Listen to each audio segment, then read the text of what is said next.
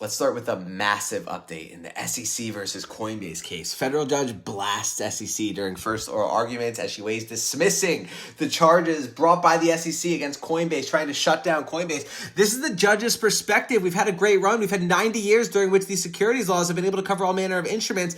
And now we've got something different. That is Coinbase's defense as well, right? This is software. These are not securities. So potentially very good for the adoption of this space, since the judge has a healthy perspective on these assets and seems to be disagreeing with the SEC. BlackRock's spot Bitcoin ETF now holds more than $1 billion worth of Bitcoin, wall of capital moving in, huge demand for these assets.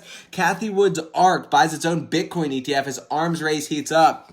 So now Cathie Wood's ARK ETFs, lots of them, are going to be funneling capital straight into Bitcoin via these ETFs. We're just getting started. Here's news related to one altcoin today. Dydx tops Uniswap as largest decentralized exchange by volume. It saw $757 million of volume in one day, right? So Uniswap, a multi-billion-dollar asset.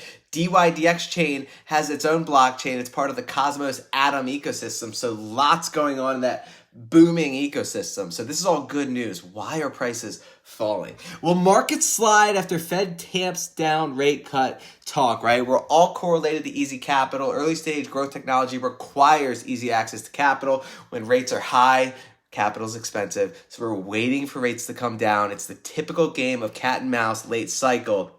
But there's a reason the Fed pivoted dovishly so hard in November, because the market can only take so much pain, and they know that. And so it's just a matter of time. It's a waiting game. In the meantime, this is where we are in the Bitcoin halving cycle in dark brown, right? Compared to all the others, we have this much space to go. Every single other event was generally pretty flat, except for 2020. We had this black swan pandemic crash, right? So expect one major little sell-off just for max pain before a wall of liquidity enters and the halving event occurs, right? They're not going to make it easy on you entering the next halving cycle.